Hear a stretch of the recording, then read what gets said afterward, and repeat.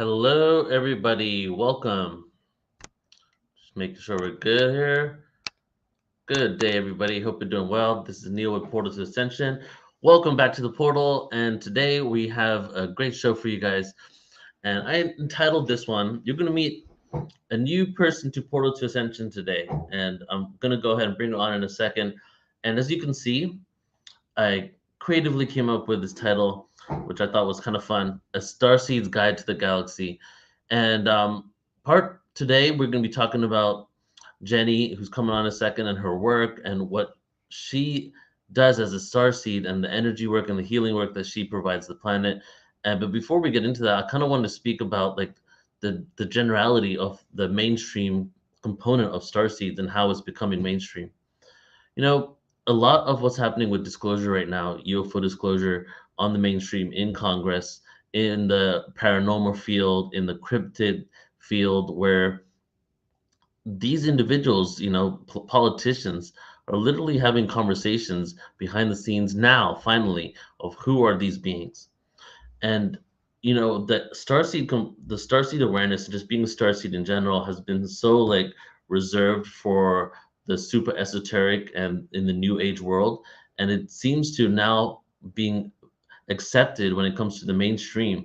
In Congress, they're literally having conversations about, are these beings that are visiting us, and are these ETs possibly demons and devils from other planets? You know, because of the fundamental religious aspect of a lot of these individuals there, they're now starting to speculate on what these beings can be, and a lot of them aren't willing to accept that we're being visited by beings that are possibly higher dimensional, that we have a connection to beyond beyond our planet, that actually have ancestry and a deep connection to us. So I feel that it's really important for us in this moment, which is why this year we're doing so many events on this topic of star seeds and ETs and galactic origins, to move the conversation from the fear aspect. I've been saying for a while that we need to move the conversation from the nuts and bolts to the who are these beings, and the conversation is moving to who are these beings. However, for some,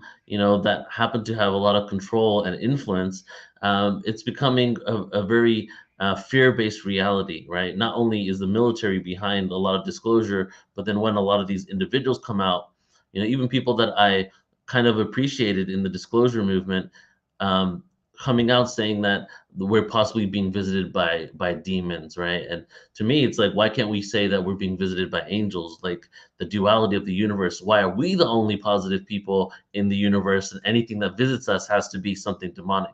So I want to show you guys, before we bring Jenny on here, just a couple of news, a couple of news broadcasts, just to show you what's been going on lately in regards to starseeds becoming mainstream. And the first one you guys might have seen. I can't find the actual original file, so I have some of these like TikTok video here where they filmed it, and this was like, I think, like a year ago, maybe a year and a half ago, and this was on Fox 5, and basically speaking about a trend on starseeds, because you go to all these platforms, Instagram, Facebook, YouTube even, and TikTok. Starseeds is ranking really high, and there's millions of people that are using those keywords. And then so those keywords come up on the radar of mainstream outlets, and then the mainstream outlets are like, whoa, what is this? So this is what happened here. And then the second video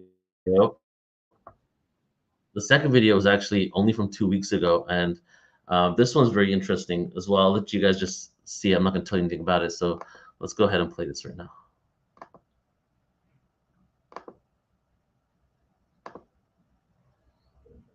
All right, first one is the starseed one.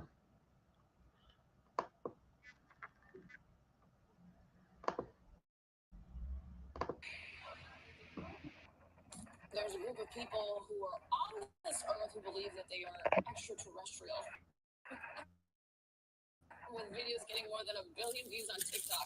The group called Star People or Star Seeds, claiming that they travel to Earth from other dimensions to help heal the planet and guide humanity into the golden age of great happiness, prosperity, and achievement.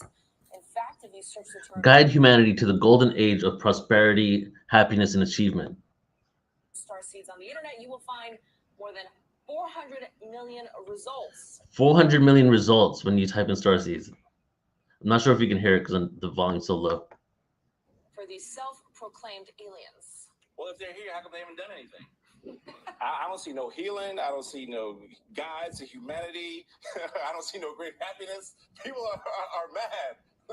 So please point some of these folks out to me if they truly exist. And what happened to like the ET looking folks and the green people? No, none of that happening. Yeah. They all look like us apparently. So hey, These are folks who watch Men in Black 1, 2, You wouldn't know, won't you? That's all it is. You know, they think.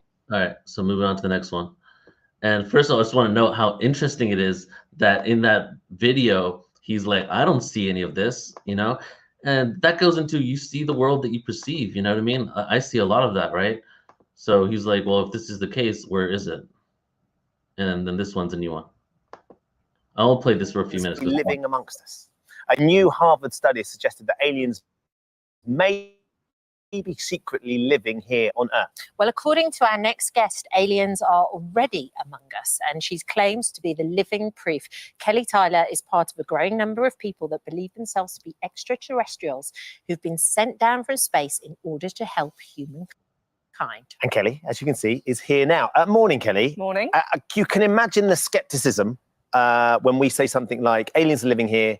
Kelly claims to be an alien. Of course. Can you explain a little bit about why you feel like you aren't just a human? Sure. And you feel like you're from another planet? Yeah. And it's something that I wouldn't talk about generally because of that skepticism. And really, I think starseeds are souls from another star system that have incarnated as humans. So people go, well, you look pretty human to me. You don't have that 6-foot blue head or whatever it is that they see from sci-fi films. And really what happens is when you identify with a being, I like to say a starseed rather than alien because there's too many stigmas attached to aliens with the film that we see. And there's a fear against aliens. And typically starseeds are here to help humanity. So when we incarnate as humans, we're here to really help humans remember what it's like to be humans and connect to their innateness, their natural senses, rather than distract and go, oh, look at the interdimensions and the other planets. Our role is not to make you look outside of humanity. It's to actually connect back to who you really were and the internet connectedness that's currently on Earth with nature, with animals, with ourselves. And you've always felt this, right from being a little girl. And tell me the definition of a starseed. So I haven't felt it since I was a child. You haven't? Most starseeds incarnate at birth. Okay. So their soul is born as a star. When I was a child, I wasn't born as a starseed. I was a very sensitive child. I'd have water, have a bath, and I'd be like blotchy. I'd eat strawberries, my lips would blow up. I was quite an ill child. And also the world was too sensitive for me. So I would be at the bottom of my garden with a bug box looking at stuff rather than interacting with people. It just felt too much. My nan used to catch me when I was about 3 years old, sitting at a park bench, talking to Tom. And she'd be like, Kelly, there's no one there. I'm like, it's Tom. Can you not see Tom? So this hypersensitivity was always there as a child. And Kelly, I was just about to say, what did you see when you were talking to Tom? Tom was just somebody who was here before. He's passed over now. But what could you actually see? He looked like a real person. I would feel like I could touch him. And he just felt really normal to me. So when somebody else couldn't see him, I'd be like, Nan, can you not see Tom? And she'd be like, there's no one there. Okay. So I had a relationship or have contact. He appeared as a light, then he started to show himself more. And we just used to have this really comforting telepathic relationship. I used to write about it, give the stories to my parents. My parents thought, what an active imagination this child has got, right? It's great for creative writing. Yeah, absolutely. But what happened is about a year later, I developed whooping cough and I got really, really ill, like to the fact that I'd lost all my weight. The doctor said, she's not going to make it. And at that time, myself and this being exchanged souls. So this is what's called a walk-in. A walk-in? That's what it classed as. So it's not a... Just to show you, like, not only was that one talking about starseeds, but she's going into the whole understanding of walk-ins, right? And when I saw starseeds on the news, I was like, yes, this is about time. And now I'm seeing walk-ins being spoke about as well, and soul exchanges, switching souls out with another star being. Guys, ultimately, we're in this quantum reality. Nothing physical is real, right? Everything under the sun and all possibilities exist. The nature of reality and what's going on this planet is so beyond even the people in the know can even imagine, that we just have this limited frequency of perception. And it's all coming out to the surface now. And as it is, our innate abilities, our gifts are coming online. And as our gifts come online, that's when we are like superheroes walking the planet. We're able to do all types of things. We're able to bend space time, create reality in the images that we want to create, which is the original spark of source creating in our image. And we can create a world that's good and beautiful for everyone, which is why I'm really excited to be bringing on our guest today. And, I haven't had a moment to connect with Jenny a one-on-one yet, just through email. So this is going to be a fresh, raw situation. So I never got to ask her how to say her last name. So I'm going to try saying it here. So Jenny Zakrzewski is a psychic teacher, master channeler, and spiritual business mentor. She founded Starseed Academy in 2019 with a Starseed Academy YouTube channel, guiding souls through their spiritual awakening. Starseed Academy has grown into a full-blown soul empire with signature programs like Psychic Light, a certified program where students discover their master psychic soul gifts, Starseed Weaver of Light, a certified multidimensional Starseed healing course, and Starseed CEO, which is a spiritual business mentorship for online entrepreneurs that don't fit into 3D businesses. In 2021, she created the Starseed Academy membership, which creates a safe and grounded community space for awakened souls, offering unique trainings, events, conversations geared to her growing audience. Jenny's divine mission with Starseed Academy is to support awakening souls as we create the new paradigm together. And her website is starseedacademy.mykajabi.com, and I'll go ahead and post that in the room. So let's go ahead and bring Jenny on. Hey, Jenny, welcome. Hello, Neil. It's so good to see you. Thanks for having me. Good to see you. And yeah, you're welcome. It's good to see you and meet you finally. Yes, exactly. That was really, really interesting. I was like very connected to that last video of that woman's explanation of how she felt as a child, because in my children's mentorships that I do, that is exactly the kinds of things that they're describing. And also as a child myself, and I don't know if you can relate to what she was talking about, but like, those are all the signs of a starseed child: hypersensitive, allergic to everything, imaginary friends that appear extremely real, super empathic and feeling everyone's emotions, like just so dead on exactly what she was saying. And so what was your child like then? So I always love to start out with, what was your journey? Something I almost ask everybody is, was there like a gradual movement into this spiritual awareness? Was there a huge milestone for you where you shifted from some older belief system, had a revelation, had a sighting, something like that? So what was your journey that led you to being into Starseeds? Yeah. So I think actually my story will resonate with a lot of people, because I think that we do this. We are so connected as children, and then we lose it a little bit as we plug into the programming and the 3D and the religions and all the things that our parents kind of pump into us in school, and then we re-find it again at a certain point. So for me as a kid, I was so connected. I was like really experiencing a lot of clairaudience, which is the ability to hear beyond your own world. I was, hearing my guides' voices, hearing angels, hearing music at night that wasn't there, that no one else could hear. I was very, very vividly experiencing, at a young age, imaginary friends, which I found out later was actually a Pleiadian guide, a little girl. And she kind of grew up with me, which was amazing. And just having these gifts come online, I was really, really struggling in a family that was very traditional, very religious, and all of this was evil, like in quotations in their eyes, to be able to speak to spirit, or, be openly clairvoyant, clairaudient, all of those different clairs. And so I really tucked it away. Like, I had so many experiences where I was told it was wrong and bad and evil that subconsciously you can just turn it off and not even mean to. And I tucked it all away. And then at like 25 years old, someone handed me the book, The Secret. which was like mind blowing at the time. It was brand new, and it was like really blew the lid off of the way that we were all living in this victim mentality and not realizing it.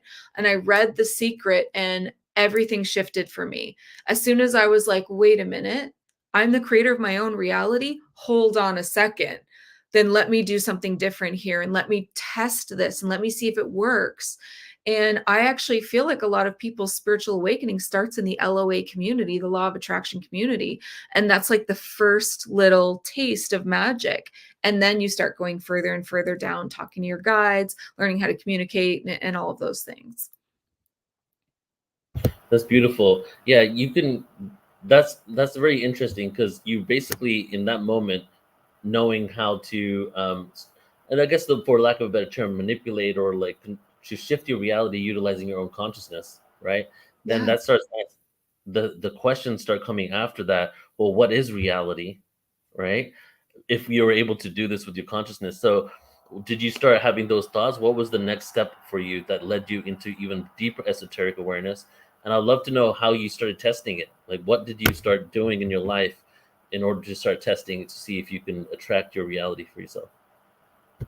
Yeah, absolutely. So for me, the next things that I started doing was really, really reaching out to my spirit guides.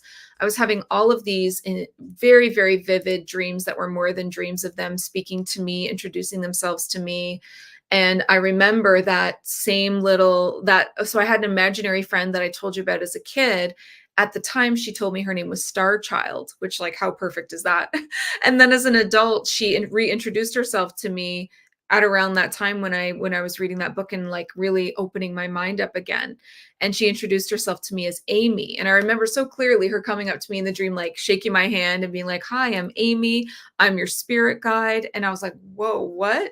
And when I woke up, there were 3 orbs of light hovering over my bed, like so clear. And then like the more that I woke up, they kind of like faded away. So I started having these experiences where I was seeing in my own reality orbs of light, alien craft, like flashes, sparkles, faces, like things that, were very much clairvoyance, like, just really opening up my third eye and seeing all of that. So that really shifted my beliefs in like magic is real, like this is real, this is, and I really started getting like down into these rabbit holes of like quantum physics and how that really proves a lot about like the dimensions and parallel lives and all of this, and really deeply down a rabbit hole about, for some reason, near death experiences. Like I just was obsessively reading over what happens when you die, and like what do you see, and how everybody's stories were all the same. And it's so amazing, the divine orchestration of our lives, because I remember obsessing over near-death experiences for about an entire year, and then I had one. So it was almost like I was preparing myself to have that experience, which was just like, why was I obsessed with it other than maybe that was going to happen? Wow, that sounds like it was a soul contract to have the NDE, and your soul knew that was about to manifest. So what happened? Can you share about your NDE? Yeah, so what happened for me was I was really, really sick. I didn't realize how sick I was, but I guess I had like pneumonia. Like I just thought I had a really bad cough. I had really bad pneumonia. I'd had the cough for a week at least, and then I went home from work feeling so ill. And then that night I started like hallucinating and getting this like the sweats and really not well. And I was living all by myself, so there was nobody there to check in on me. And my body, my soul and my body separated, and they call it an out of body experience. And my soul flew up out of my body, and I found myself like pressed against the ceiling. And I remember like being up against the ceiling and being like, what is happening? How did I get up here? How do I get back? I don't know what to do. And in that moment, there was this light in my room. What people say, they see a tunnel of light. I fully saw this big tunnel, this big circle of light that I could go through, almost like a portal. And it was like, as soon as my eyes saw it, I immediately started pulled towards it like a tractor beam. And I was so locked onto it. And then I saw these 3 black silhouettes because the light was so bright, I couldn't see their faces. They just looked like these cookie cutter people. And they were holding hands all in a row, and they showed up in front of the tunnel, and then they yelled out the word no, like so loudly, so to stop me from like trying to travel through it. And once they said no, I was kind of like shaken out of this, I don't know, this like weird, like hypnotic state of being pulled into the light. And I remember looking around again, and I heard this weird noise, and it sounded like an animal dying. Like it sounded like I'll do the noise. It was like like this horrible noise. And I realized that was my body. And I looked down, and I was like, that's my body making that noise. Like I wasn't quite dead yet, but I was seeing this light, and somebody was saying no. And as soon as I looked back at my body, it was like I was instantly back in it. And I was like in my body, and I felt like I'd been hit by a truck, and I heard a voice say, get off the couch. I was laying on my back, which I think was really dangerous at the time. Get off the couch and go and lay in your bed. And I was like, I can't. And a voice, like it was my spirit guides, they were saying, get off the couch right now. And I fell on the ground. I was like crawling to my bed, and I collapsed face down, and I woke up like 14 hours later or something like that. It was just such a crazy experience. It was like, did that really happen to me? But I remembered every detail the next day. Wow. You know, NDEs is also another thing that is making this reality being eventually going to be accepted by the mainstream, you know, because there's so many NDEs that happen in the hospitals, almost like such a huge percentage that doctors, nurses, and clinicians, they can't deny that these people are saying they're seeing them do things as they're in this other world. So I've heard a lot of NDE stories as well, because I go to the annual NDE conference in the US as well.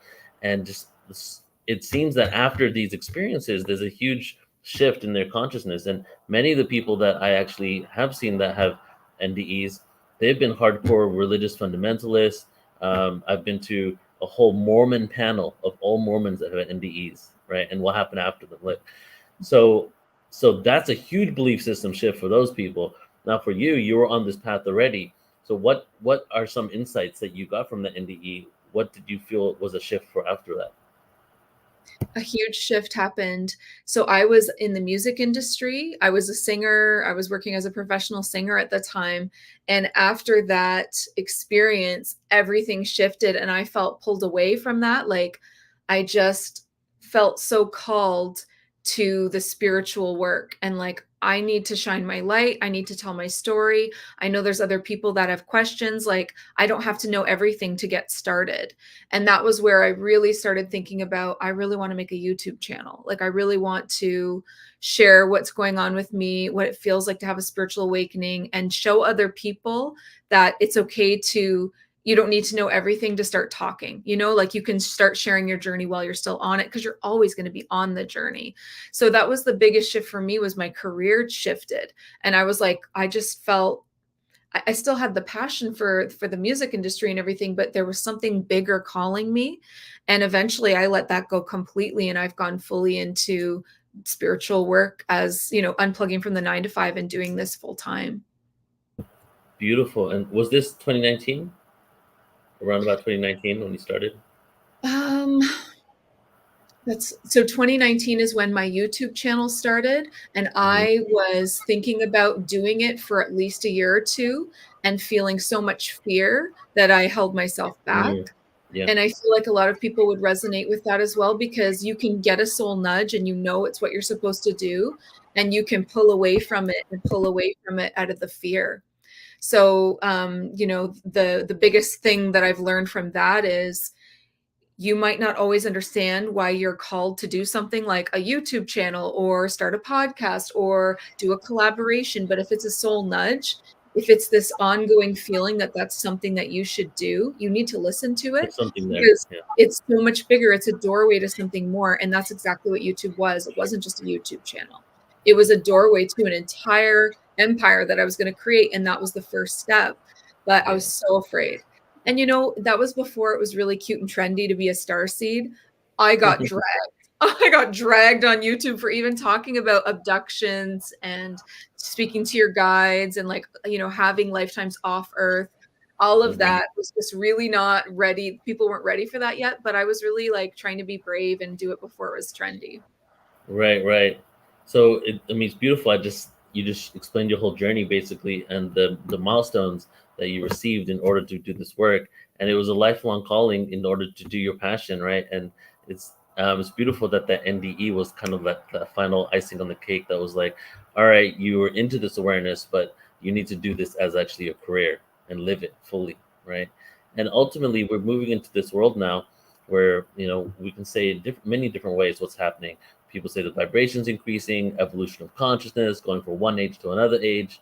But ultimately, what's happening is there's an eventual empowerment of humanity, whether it takes years or even longer than that. That's up to us. And many of the jobs, that we do. I was having a conversation with someone yesterday.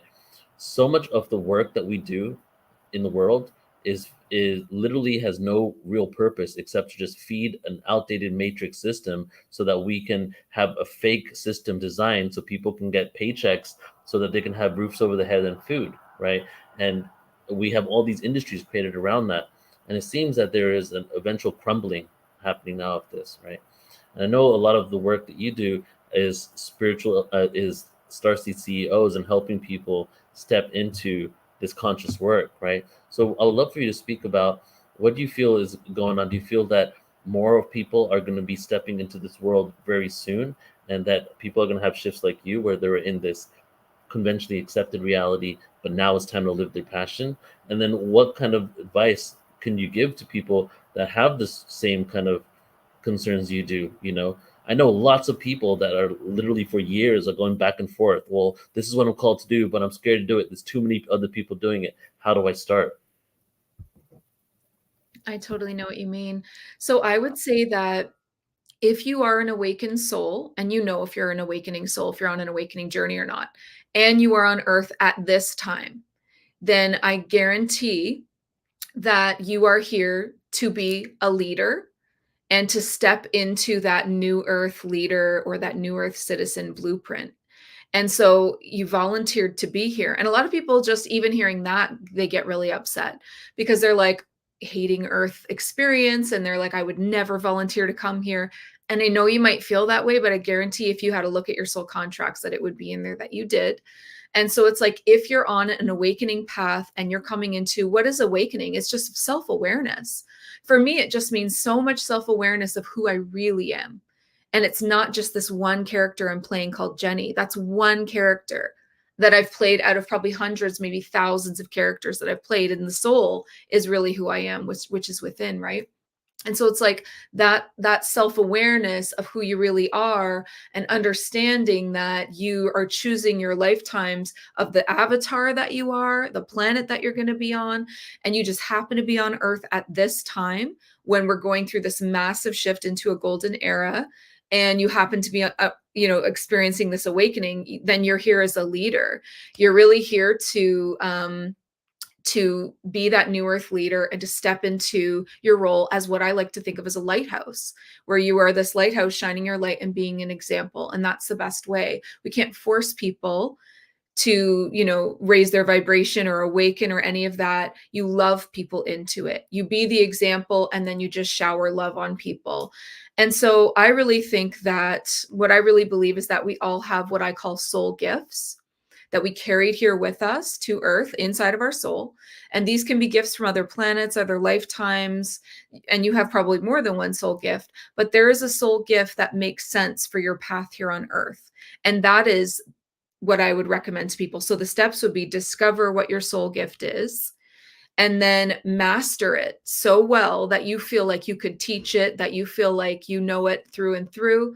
And then start offering that soul gift in service. It's all about using your gifts in service. And as soon as you do that, all of the support of the universe rushes in for you. When you start being brave enough to use your gifts in service to others, it will all happen for you. All the divine orchestration, all the divine timing, all of that will just bang, bang, bang into place.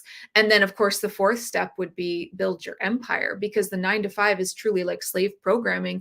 And I tell you right now, as an awakened soul or as a starseed soul, whatever label you like, You are not here to play along in the 9 to 5 or in the 3D in any way. We're here to break the mold, and we're here to show there's another way to do Earth. And here's what I'm doing. I'm using my gifts in service, and I'm making way more abundance and have way more freedom than any job could ever give me in doing that. Plus, I'm helping so many people find their own light and find their own gifts in doing that. Yes, I love what you said about this. There's another way to do Earth. Mhm. That's so profound right there. We're so stuck in the system that we think is the way, that when so much crumbles, we rely so much on the old system that we can't envision it any other way, right? And something I love to say is, like, ultimately all we need is food, water, and shelter, and we can probably even evolve out of some of that.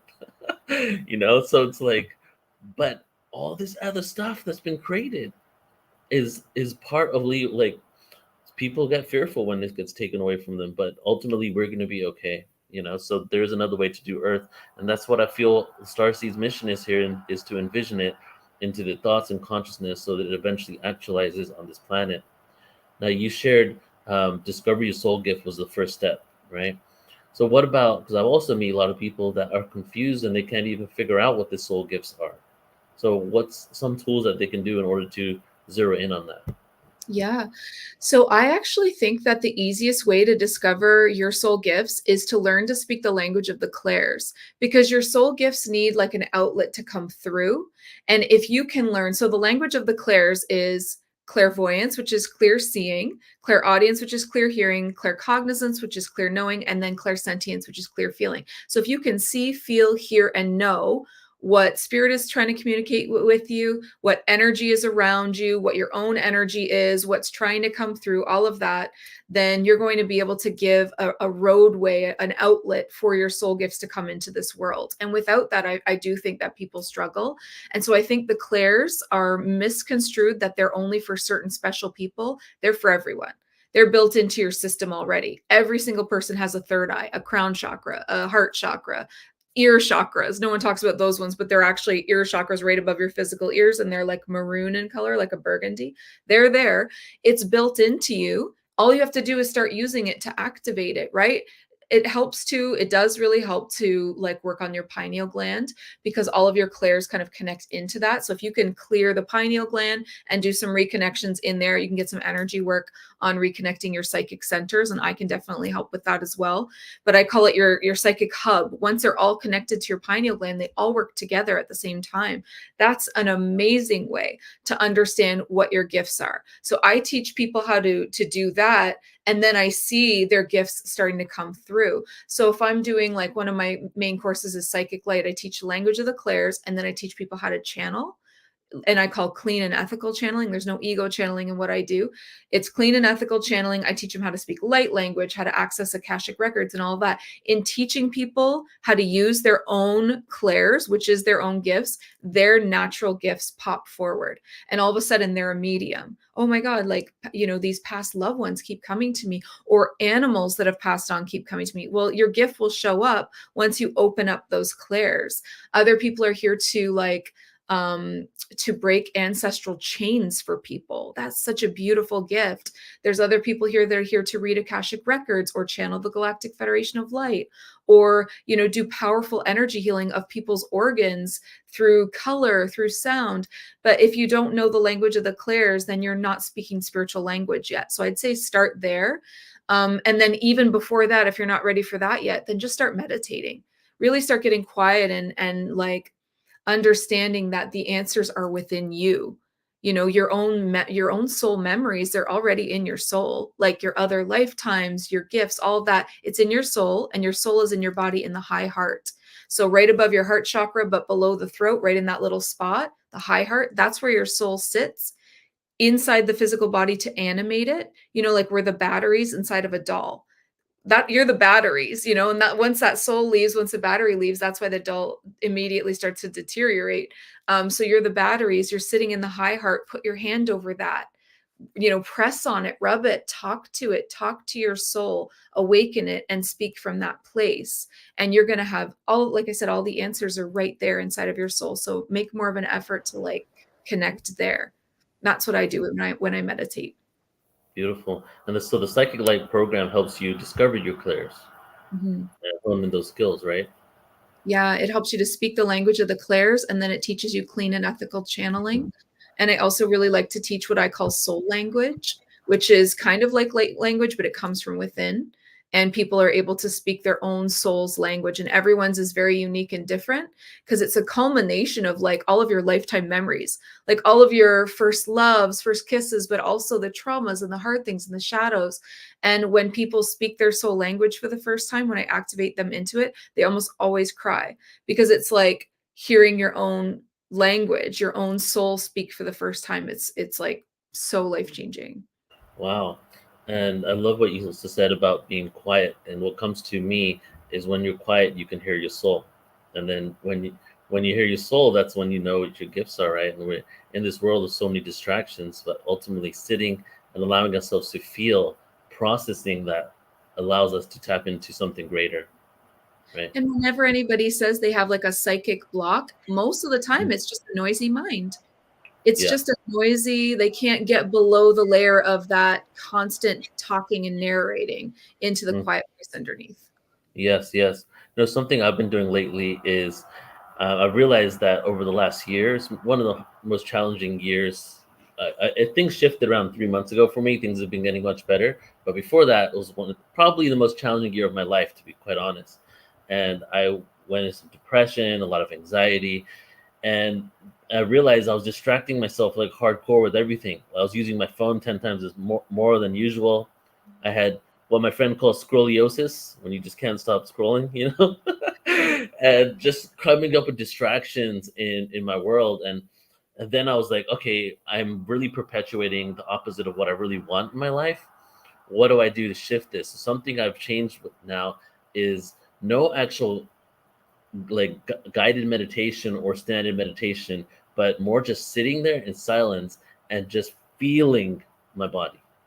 Because since I'm coming up with distractions in my life, it's anxieties and fears and depressions in my body I'm not willing to address. So my solution for it was, let me, in those moments, especially when I feel it, just sit and literally feel where the anxiety is in my body. And that's almost like the same as going through the darkness, because that is a dark kind of uncomfortable feeling. And as we sit with the darkness, it can come in many ways. It can just be energy, could be like rapid heart rate, something like that. As we sit with it and we allow ourselves to feel these emotions, then we process through it. And then, you know, I mean, for lack of a better way of explaining it, there's light at the end of the tunnel when you Mhm. go through those experiences. What you're describing is exactly why people struggle with addiction. It's because it's so hard to feel our feelings, Mm. right? Like that's something that I've talked about a lot in my community because it's something that I've overcome. I grew up with, many star seeds just like me choose a very difficult childhood, almost to guarantee an awakening. It's like you hit rock bottom so early on, and I had like a very difficult childhood. There was so much, physical abuse and religious abuse and all of these things going on, and I ended up with PTSD. And then I try to be this adult that's doing all right, and I ended up falling into addiction.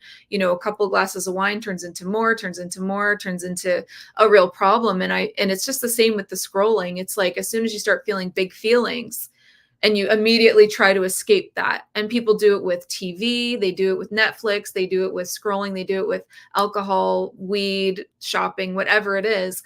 As soon as you're into escapism in any way, you are turning away from your shadows. And when you turn away from your shadows, they get bigger. They love to not be noticed. If you turn away from them, then they grow and they grow and they grow. When you face them, they shrink down a little bit, and it's a lot more manageable in that moment, right? Of course, it's not Right. easy the first, 30 days doing stuff like that, but it's something that was probably one of the hardest things for me, is to overcome those escapism tendencies. I think a lot of starseeds suffer with that. This world Right. is really harsh, right? We want to escape a lot of the time. Yes. The system is designed to perpetuate that as well. It's designed to encourage more of it. So once you're in there, sometimes it's hard to shift out. So you brought up the shadow now. We're speaking about the shadow. I would love for you to speak on, because I feel there's different trains of thoughts that people have. Some people like try to avoid the shadow, avoid the darkness. Some people try to conquer it. And I'm getting to a point where I'm realizing it's about integrating the shadow. And it's almost like the shadow, the darkness, even the entities and the demonic feeling around you, the astral entities that are personification of your own negative field or what somebody has put upon you, is almost like a wounded child that's been lost and wounded for so long and was crying and saying, "You haven't seen me, why haven't you heard me?" That it eventually became very angry and something that we consider a monster, right?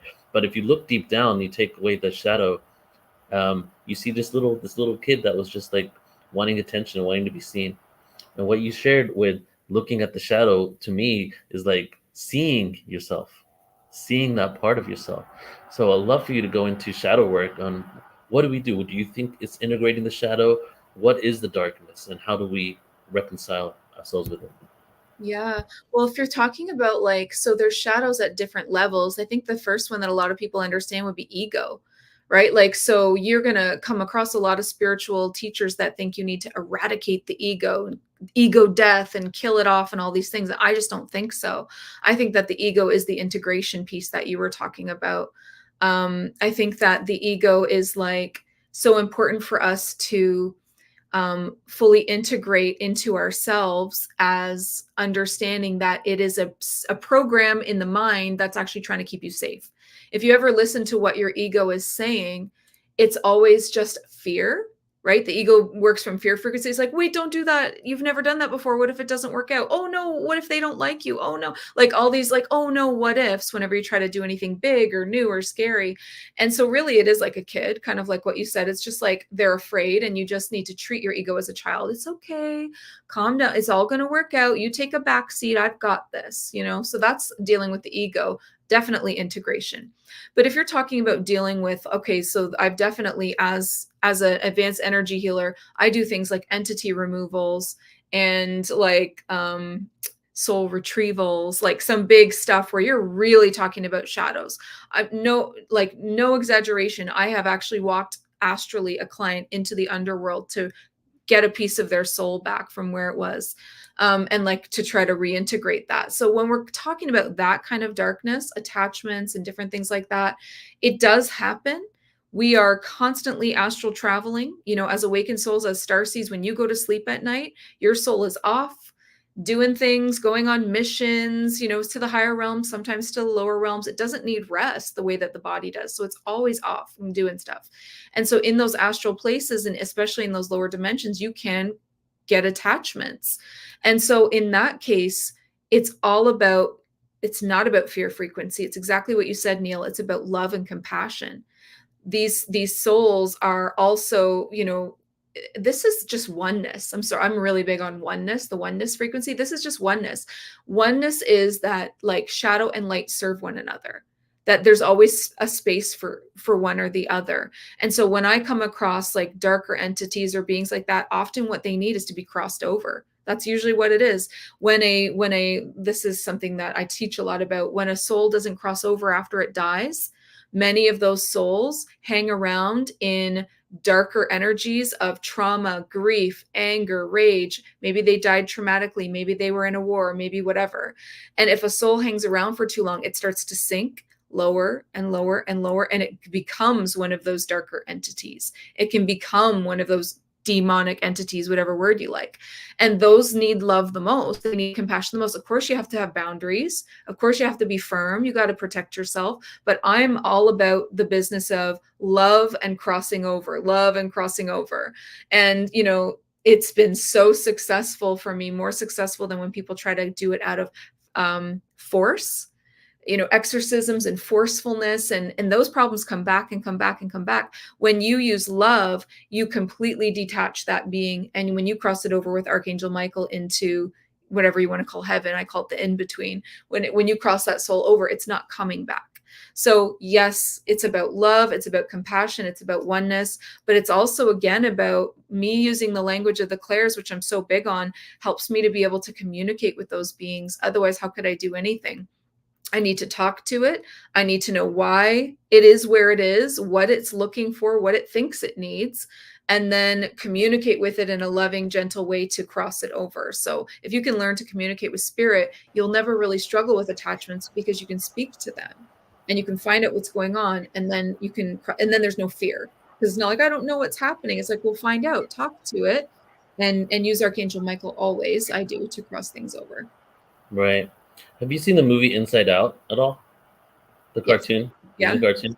So I haven't seen number 1, but I just saw number 2. And it's, I mean, you've seen number 1. I think it's similar, just at a different age from her.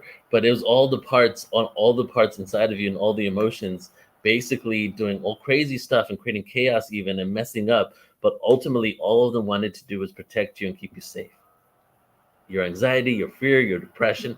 It was like everything is working for you, but at the same time that one thing took over the other one. So it reminds me of everything you're saying right here. Just like that, you got to realize that these emotions are there to support you and working for you rather than against you, and they're giving you a sign, right, of what's coming up. Now, And that's also like getting into like not only oneness, but now you're in acceptance. When you're saying that, then you're like, well, I'm in acceptance that I have light and shadow in me, because resistance creates a real problem. That's how you get sick, right? Resistance in your body creates a lot of disease and all these things. You can just accept what life is giving you, whether it's inside of you or, you know, on your path coming to you. Just accept what comes to you as being divinely orchestrated. That's changed my whole life. It's like whatever shows up, if it's a traffic jam, if it's a flat tire, if it's something good, or if it's something really inconvenient, or if it's something really painful, I'm just like, well, it's on my path because it's for me.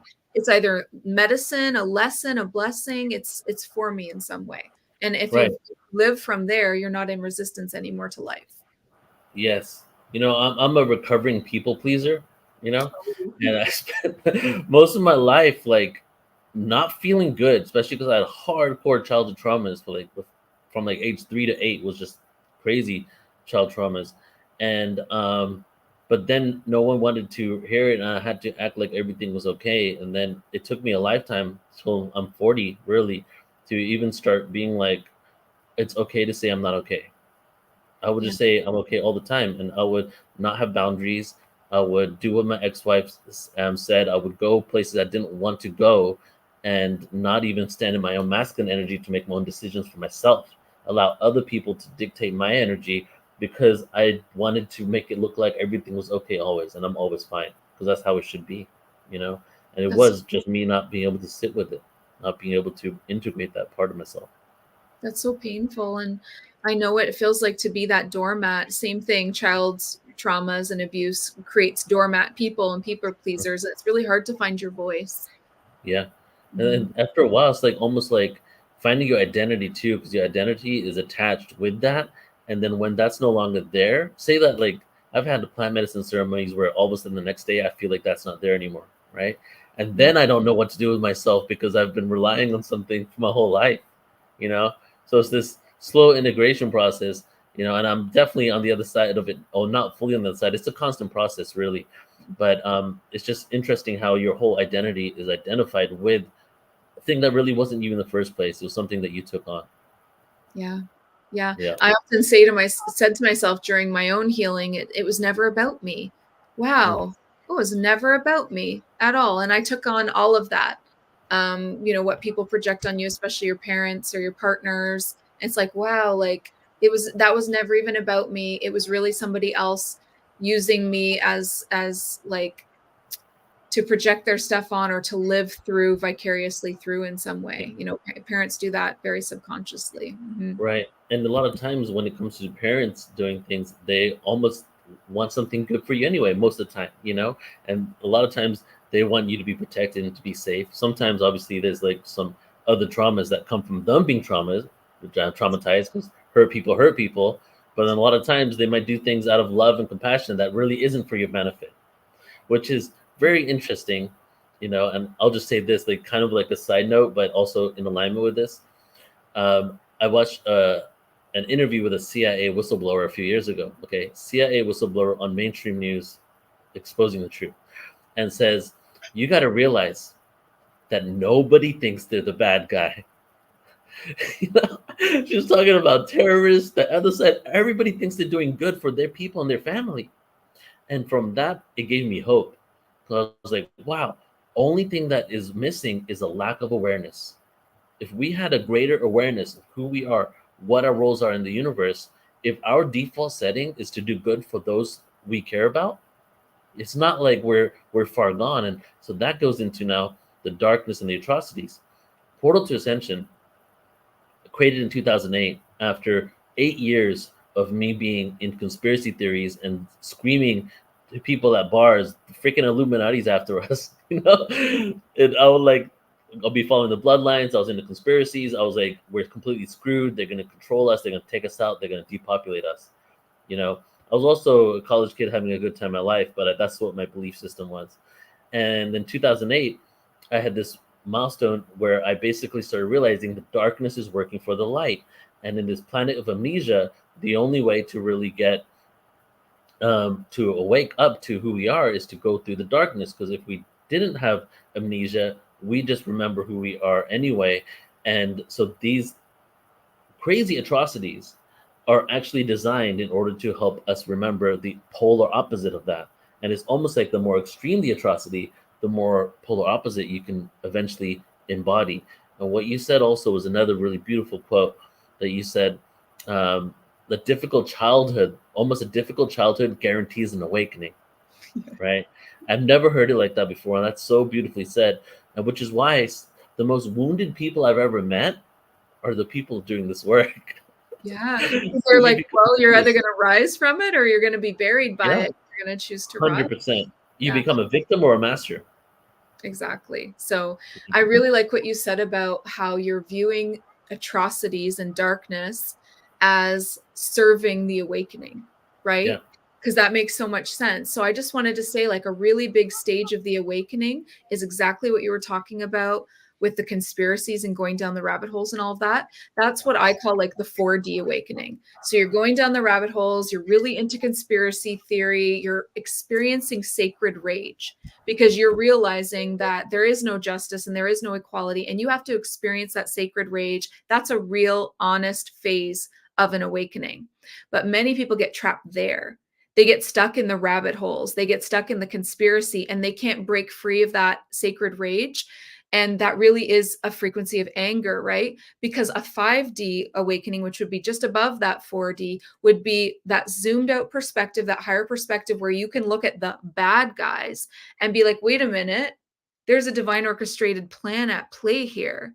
These bad guys, even though their acts are evil, somehow it's serving the awakening. And some people are like, wait, how is that possible? And I would say to you, one of the biggest corrupt things that has ever happened, COVID, which happened in like 2020, was one of the biggest mass worldwide awakenings we've seen yet. Because it showed people, once it really got into it after a year or two, they're like, wait a minute, this is all about just corruption. This isn't even true. And all the lies start coming out. And it's like, it is serving a huge awakening, especially when it's a worldwide event like that.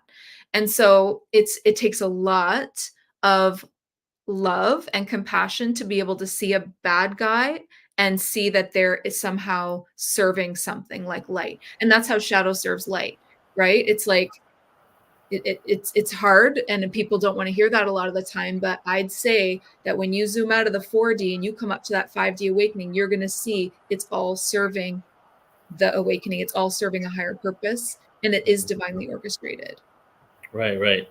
As I just shared earlier, the quote, "The darkness teaches us the beauty of the light." That was kind of something that really stuck with me in that moment. And then seeing what we also spoke about, that a lot of the darkness is basically was part of the oneness, and still is actually, because the oneness is the singularity in which the duality of light and dark live within. Okay, duality lives in the oneness. People think it's separate. It's not. It's a part of it. And so something I love to say is like, the singularity is the oneness. Singularity is quantum physics. Oneness is metaphysics. When the singularity burst into infinite possibilities, right, which is like what they call the Big Bang, but infinite possibilities into duality, and it split into two. Did it love one part of itself over the other, or did it love both parts equally? Did it love the darkness as much as the light? If I was sent the singularity, I might love the darkness even more, because the darkness is giving me the opportunity to experience something than what I am. You know what I'm saying? And experiencing that is kind of what the purpose of creation is, in my understanding, is just like to experience ourselves infinitely in all aspects, And somebody asked me, how did I get out of conspiracy theories? And that was truly the first awareness. And before that, I would be upset and angry at people that I thought were ignorant. And then I started realizing, wow, we came up with soul agreements and contracts. We chose our family members. We chose our experiences. We chose our milestone awakenings. The whole NDE thing, your soul knew about it right before you even had it. So if we chose this, could it be that people choose to be what I think is ignorant? And could they be as advanced as me, or even not more advanced as a soul, but definitely decided to this time not be like that? And is this kind of like more like a stage, and we're all acting, and we just, it's almost like you're in a movie set with someone who's playing the devil, and then afterwards you guys go and have lunch together. You know what I'm saying? That's what your soul tribe is. Yeah. So think about like your soul tribe, the people that you incarnate with over and over and over again. That includes your parents. So that was a really helpful way for me to look at how I could forgive, like, my father, who's somebody who was super abusive. It was like, wait a minute. What if he agreed to play the bad guy to help me have the awakening that I wanted to make sure I had on Earth? Or what if, like, there's just so many ways that you could view things, and you don't have to view them in that victim mentality. You can view it as an empowered way, as like, this really was to serve me. This was to make sure I became the person that I needed to become. But I really like what you were talking about with us, like choosing to descend versus ascend, because what I've always brought through and channeled and teach on and love is that our soul journey is a cycle. It's a circle. It's circular, right? And so if we all come from source, which most people believe we all come from source, then we make a parallel move across for the first few lifetimes to like the angelic realms, like something like gentle, something that's already a shock to the soul to experience individuality. Like to separate from source, to choose to do a cycle is already shocking enough. So we're going to make this parallel move. And that's why when people ask me during readings, what's my very first lifetime? Almost every time it's an angelic lifetime, right? And then we descend. So it's not always about ascension. We descend down. We go from the angelic realms. Maybe we go down to, which is in the dimensions, that could be like 12 and up, right? For angelic realms. Then we're coming down. Maybe we want to experience like an ascended master or an Arcturian, something in the 11D. And then maybe we want to come down further and have some like 10D dimensional lives. And that just means vibrational frequency, by the way. Dimension 10D just means your frequency. You're in the 10th dimensional frequency. And so maybe now we're having lifetimes as mantis beings or Venusian beings, like, and we just come down. And basically the point is that our soul chooses to descend as low as it dare go. And some people stop at Earth. That's 3D. That's pretty low. And some people go lower, and they really face themselves as the shadow being in a lower dimensional experience, right? As that astral entity, or as that dark entity, whatever you want to call it. And then when we're finally done going as low as we want to go, we start to rise again. And then we rise up to close the loop, because the soul journey is a circle. So we go down as low as you can face yourself at. And maybe each time you do this, you can go a little lower. And that's for the master souls, right? That's hard work to meet yourself there and still remember who you are. Infinitely difficult. And then you rise back up, all the way back up to rejoin source. And that's a whole soul cycle. And so like Earth, when we're facing our shadows on Earth, a lot of the time it's the ego. It's like that voice that's constantly telling us we can't do stuff. But if you go lower than Earth, you become the shadow. You like become your shadow self. And that is not, it's not necessarily evil then. That's master souls facing themselves as their shadow, and then still having to have an awakening. They still have to remember who they are to start their ascension again. It's like, it's wild. So well said. Something that I'm realizing is more literal than metaphorical is that every being in each dimension is the shadow of their higher dimensional self. And so if you look at it like this, source is the light, and then there is a crystal prism that's in a form of a specific geometry that when you reflect that light creates the manifestation of that lower dimension. And then every single one has their own geometrical fractal that is a prism of light going through it, creating that shadow version. And just like you and I, we're 3-dimensional, so 4th dimensional because we're living within time, but we're We're three-dimensional beings living in a fourth-dimensional reality. And then our shadow is literally the two-dimensional version of ourselves. You know? And so the question is, are we the shadow work of our higher dimensional selves? Right? I think so. That's Yeah. beautiful. Yeah, it's the way creation is, and the way everything is happening on this planet is just so magical and mystical, you know. And as if we lean into the mystery and stop looking at it from a place of like, again, this is happening to us, and to more of like, we are gifted this experience. You know, what you shared about the shadow world below us, you even said high master souls go to that point. Why would a high master soul that has transcended so much of the universe go to the darkest of dark? Well, to experience something other than itself, and to really clock in those, you know, clock in that experience, I guess. And you know, Yeah, I was just gonna say, Yeah, go ahead, because it's like a math equation. In the higher realms, you can have all the knowledge you want, but if you don't have the experience, then it's never going to equal wisdom, because it's knowledge plus experience equals wisdom. Yeah, And so I love we are getting the experience of what we already know to be true, but we're living it, and that becomes very wise soul. That becomes deep, rich layers of the soul, and it's hard work and it's beautiful. Yeah, yeah. So I want to take some questions from the live audience right now. And first, I'll let everybody know. So, Jenny, how do you say your last name, by the way? So my husband is Polish, and it's the American way to say it is Zakrzewski. Zakuski. Mm-hmm. Zakrzewski. Zakrzewski. Got it. Yes. Okay.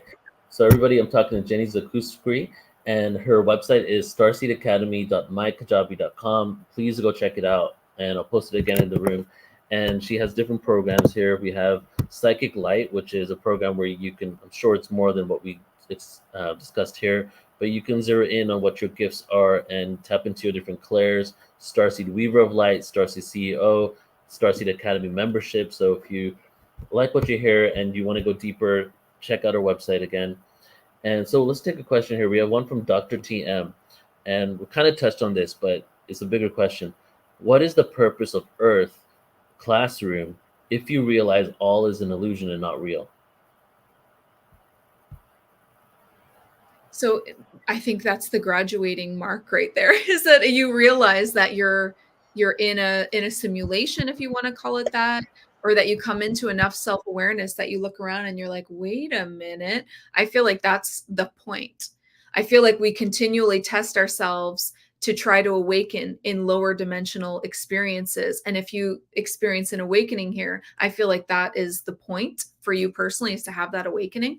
But there's so much about Earth. Like there's ways that you give in service, and then there's things that you receive, right? So what you give is using your gifts in service to others is going to help others have their moment, have their awakening, have their aha, right? Learn how to live in a happier, higher frequency by using their gifts in service to others. That's truly the key.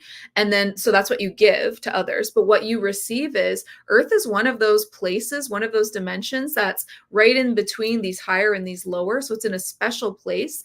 You can do a lot of quantum healing here. Once you heal your childhood, all the doors open to you to heal past lives. So you could just be working on healing one lifetime after another, after another, after another. And before you know it, you've healed like 17 lifetimes in one incarnation. That is a quantum leap for your soul. And that's just going to just project you so high for the next round.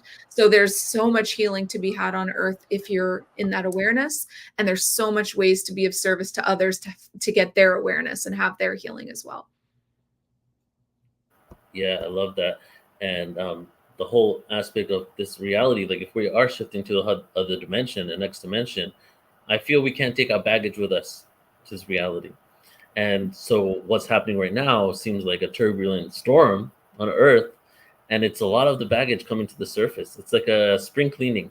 It's the purge. Mm-hmm. Yeah, that's an ascension symptom. It's just the purge, right? We all have to purge our stuff before we can ascend, because you have to let go to make room for the new frequency. And that's what Earth is going through, a huge purge right now. Exactly. We have Harbinger Harmony saying, but free will can alter the path of the role being played, alter the script, so to speak. Would you agree? Do you understand that one? Anything to say on that? Yeah, like free will is one of the like the most important thing in the universe. And so you can create soul contracts, and you do with your whole team. And you're like, okay, so here's the difference between free will and destiny, right? Some people are like, I'm destined to do this or destined to do that. Okay, in your soul contract, you can set things into motion. I'm going to meet this person at this age. They're going to come across my path. But free will says, yeah, but I don't know how I'll react. So in your mind as the soul, you're like, okay, my divine partner, I'm going to meet them at 27 years old. I'm going to meet them. It's going to be amazing, fireworks and all this. But free will, you meets them and is like, I'm not really that interested, and does something else. So the point is that destiny means things can be set on your path at a certain point in your timeline. And that can't be, you can't get around that. That's destiny. It's written into your soul contracts. You will have that NDE. You will meet that person. You will get fired from that job. But what you do with it, your reaction to it, that's free will. So nobody knows, not God, not whatever you believe God to be, God's source, not your higher self. Nobody knows what you will do in a spontaneous moment of free will. And that's what makes this so exciting. That's what makes this like the learning experience that Earth is. Yeah. Have you ever heard of the term predetermined free will? No. So my friend, back when I started doing events, 2008, in 2009, I went on tour with a channeler from channels of being from Adronis, from Sirius. And so for like 2 years, it was just channeling events. And something that kept coming up is predetermined free will, which is a paradox. But I mean, the universe lives on a paradox, right? How can it be predetermined and free will? Well, if all realities and parallel realities exist all the time, right, and time doesn't exist, therefore every possibility that could happen, could ever happen, all exists now. But at the same time, it's free will because all possibilities exist, so you can go into any reality, you know? Yep. So you're saying that's kind of like what it is. Now, are there realities where there is no free will? I mean, I believe that there's free will in all of the dimensional of our universe. I haven't visited other universes. I've definitely astral traveled, channeled, and all of that other galaxies, but I stay within my own universe. So what's happening in a whole other upside down world, I don't know. But here in our universe, it's always the free will is at the very, very top of everyone's rules that you have to play by. And so I understand what you're saying, predestined free will. So the destiny is, I'm going to set you up in a situation, but the free will is the reaction. The reaction is always, Yeah, who knows? how you get there too, right? How you get there. Yeah. And what you were saying is like all parallel realities that could possibly exist. That means every time you make a choice, a big choice that involves another person, you create a split off timeline. Right? You would have to in order to make all of the realities exist. So not a tiny choice like, am I going to have tea or coffee? That wouldn't create a timeline. But what would create another timeline reality is if it involves another person. I'm going to quit this job, or I'm going to break up with this person, or if it involves another person and their reality would shift if you did or did not do it, I believe you create a timeline, like a split parallel. And so now you've got all these parallel lifetimes that you're living all simultaneously. Yeah. You know, are you familiar with Bashar? Yes. Daryl Anka channels Bashar. So one of his channelings, he was saying, you know, and I'm not saying this is true or not. This is just what he says, his perspective, and it definitely could be reality, is that movement is an illusion, and all you're doing is shifting to another parallel dimension where you exist in that position. Oh, wow. That's so cool. And if you think of this as a quantum reality, you and I are vibrating frequency. We're computer programs in a very advanced organic computer, you know, and that's how it works in that aspect. There is no actual being inside of your hard drive walking. That's amazing. You know? And that's the key to manifestation. You don't have to get there. You just have to vibrate at the frequency of what you want to be. So the version of yourself that has the life that you want, you don't have to work really hard. Then you just have to vibrate at the frequency of that version of you, right? So, okay, they've got this home that I love. They've got this. Well, how would they feel? How would they act every day? What would their habits be? You need to become them, vibrate at their frequency, and then that reality would start to form around you. You don't have to go to it, right? Yeah, I love that. That's what timeline hopping is. It's frequency matching. Right, exactly. So now just back to the free will understanding again. So there's this source, light, which is maybe the center of the universe, transcends the universe, the center of the multiverse is not sure how far fractalized it goes. And then there's all these lower dimensional, which is also, I feel, an outdated term. Lower and higher is hierarchical based on our evolution, our level of consciousness. That's probably not how it really is in the grand scheme of it all. And so what do you feel, I guess, like, kind of like, what is the meaning of life, but not like what is the meaning of life on this dimension, next dimension, but when it comes to the original dimension of source of fractalization, before all fractalization, what do you feel was the purpose? I feel the purpose is for, if we are all God source, right? I think I have, let me just see. I have this diagram that I love to pull out.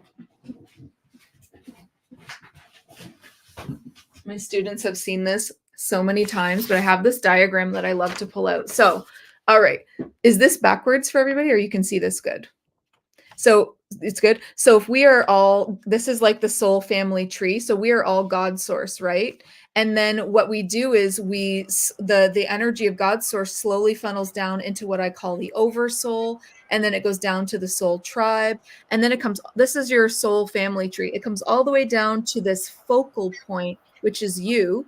And then the ones across are parallel versions of you. So you are this, but you are also this and this and this. You're everything all at once, right? So if this is the ocean, and this is a giant tidal wave, and then this is a small wave, this is a ripple, it's all just you, right? So if you, in your meditations, in your Kundalini awakening, can pull yourself and your consciousness back, you can come back to this and have that I am awakening. And I don't know if anybody's heard of what that is, but you can have that moment where you're like, you snap back to the consciousness of God. And I've had that happen a couple of times, like during Kundalini. And it's like, all of a sudden you're like, oh my God, I am that, and I am that, and I am that, and you are everything. And you feel like all the answers of the universe are like open to you and available to you. And it's just crazy. It's like, it's just such a powerful thing that you can't explain with words. You have to feel the I am, the fact that you are everything. And I think the whole point is to be everything, right? To experience yourself as a blade of grass, or to experience yourself as a first love's kiss, to experience yourself as every nationality, every species, every kind of starseed, every, everything. Like, how can you truly know if you don't do it all? Like, again, it's knowledge versus wisdom thing. Knowledge plus experience equals wisdom. We're just gaining so much experience, and it's just enriching our souls so much. And if we wanted to just live in love and light, we would have just stayed as God's source. So obviously we wanted to experience duality and shadows, and it's helping us learn who we are. Because I can see myself in you, and you can see yourself in me, and we're like, oh, but I am that person too, and they are me. And if I had had an upbringing like you and made some of your choices, I'd be you right now.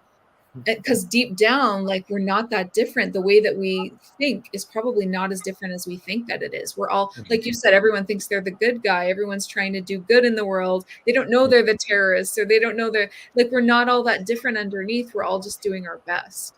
So I think that the whole point is just to travel down that consciousness all the way down and then back up again. It's like a big circle, and you can do that cycle as many times as you want, and you can also not do it. I feel like you can also just take a break and just be floating in the bath of golden light if you want to, and then you're like, millennia of years later, let me try that again, let me just see if I get a little further this time. And it's fun, and it's experience, and it's just life. Yes, it doesn't have to be so serious, right? It doesn't have to be so heavy. No. That's something that we need to shift and realize that we're playing with these emotions. We're feeling this in order to, because it's something that we wanted to experience, right? So when we shift our perspective from again, it happening to us, to we chose to have these experiences for specific reasons. And because of amnesia, going back to what you said in the beginning, because of the amnesia we have, we think that, why would we have chose this incarnation? That's something I heard a lot in my early days of being awoken into this. I would never have chose this. Even every now and then it comes out, but most people are not at that level anymore. There used to be a lot of people there. Why would I have chose this for myself? Well, we don't really remember the exact distinct reasons why we chose this. And I feel what you just outlined really explains, we wanted to have it. We wanted to be here. And your And visual is beautiful, by the way. Yeah, I thank you. love that. And not every planet has a veil of forgetting. Like, it's not every Yes. time you incarnate, you have to go through this. Earth has it. I don't know all the planets that have it, but not every time do you incarnate, do you forget who you are. That's Yes. specific to Earth because it's such a difficult advanced school. So if you're Right. here and you awaken, like if you could awaken and remember who you really are in a place built to keep you asleep, you're good. You can awaken anywhere. Yo, Jenny, you just said the exact words I say all the time. Those Really? exact words. Yes. That's Actually, you amazing. said many things that are the exact same things I say, so it's like deep resonance with it. But Good. I say, how beautiful is it that we've created a world where the cards are stacked against us that literally is trying to make us forget in every moment, but we're still remembering the light. Yep. That's how strong that is It's within us. built to keep you asleep and you woke up anyway, like you're good. You're going to wake up anywhere. Like your soul is good to go. It's strong. Yeah. That's beautiful. So have you thought about making that graphic into like a graphically designed thing, like someone to create it? No. If you want, I'll get my graphic. You send me that, I'll get my graphic designer to make it for you into Oh, like that's so a beautiful sweet. thing. Add Thank whatever you. you want to it. Let's do it because I haven't seen anybody. I mean, that makes sense. I've heard people talk like that, but I haven't seen that in visual form before. Mm-hmm. Sounds We should good. create a meme. We'll do we'll do your Instagram tag on it, and post it. Sounds good. Mm-hmm. Uh-huh. All right, so we're going to close up in a few moments here. So as we're closing, the work that you're doing is really help to design people to embody the new human and what we're coming into and tapping into our gifts. I would love for you to close out with, what do you envision for this world, right? And let's put that. We have a lot of people tuning in. We're going to have a few thousand more in the next couple of days. I would love for you to put that into the field so we can all actualize that together and maybe also share more about what's coming up for you and how people can work with you. Yeah. Beautiful. So I really believe that every single one of you watching this has a great purpose for being here, has a beautiful soul gift that is so unique to you that nobody else could pull it off. You have soul gifts. They are inside of you. They are ready to come out. They are ready to play. And it just takes some courage and some bravery. And the sad thing is, if you don't do it, nobody can do it for you because nobody else is going to have your exact frequency. You have a soul signature. It's a very specific frequency just to you. The way that you explain things, the way you tell stories, the way that you laugh, the way that your gifts express themselves is so exactly what a group of people are looking for, your soul tribe. They're looking for you. They're waiting for you to step into the light. And when you do, you're going to hear things, I guarantee, even just, and when I say step into the light, even just making free content. Like I just did a YouTube channel for a long time. And I had all of these people saying to me, you look so familiar. Why do I feel like I know you from somewhere? You are activating your actual soul tribe. You are activating the people that remember you from being a soul. You're activating them into their beautiful awakening. Your soul gifts matter, and it matters that you're here. Your life here matters. So really think about how you can discover what your soul gifts are so that you can start to share them with others and to use them in service. You're here to be that leader. You are not here to suffer. You are not here to be broke and poor and plugged into a program like 9 to 5. What? That's such a 3D program. You're not here for that. You're here for so much more. So half of Starseed Academy is how to discover and master your gifts. And the other half of my business is how to build your empire from that. I would love to be of service to you no matter where you are in that. If you're already good to go with your gifts and they're strong, let's build your empire. And if you're not ready yet, then let's find out what your gifts are specific to you. And so you can find me over on Instagram at Starseed Academy with the little blue check. You can find me on YouTube, Starseed Academy as well. And I would be so open to also any DMs for people that are not sure where they're at and have questions. I'm happy to chat with you about that. Beautiful. And also, everybody, this is just the beginning. First time appearance on Portal to Ascension. So really happy to have you here, Jenny. And Jenny's going to be a part of a few things. We've already set up the first appearance on the Portal to Ascension event, which will be in October. And this is actually a soft announcement. I haven't announced it to anybody yet except for the speakers. Guys, everybody on YouTube, October 8th to 18th this year, I'm doing the largest conscious streaming event I'm thinking that ever happened, because it's 11 days, 6 hours a day. We have 88 speakers, 77 speakers, 11 MCs. Jenny's going to be one of them, and we're going to be infusing the timeline with a lot of awareness and conscience in that moment. And I'm excited for that event, and I'm really happy to connect with you, Jenny. It's been a beautiful conversation. It's early morning here for me, so I love having these conversations like that are so profound, because then it just activates me for the rest of the day, you know? So I appreciate you, and I'm really excited to work with you some more. Me too. Thank you so much, Neil. Thank you, Jenny. Take care. Bye-bye. Bye. All right, and as we close out here, everybody, I'm just going to go ahead and make a couple announcements.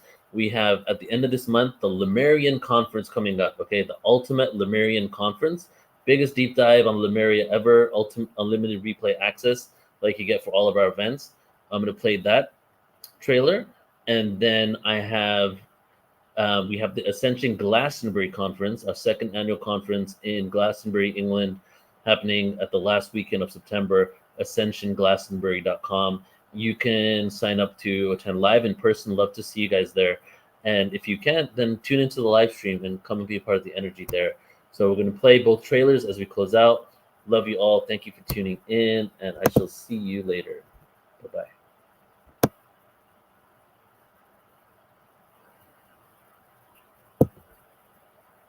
And here we go.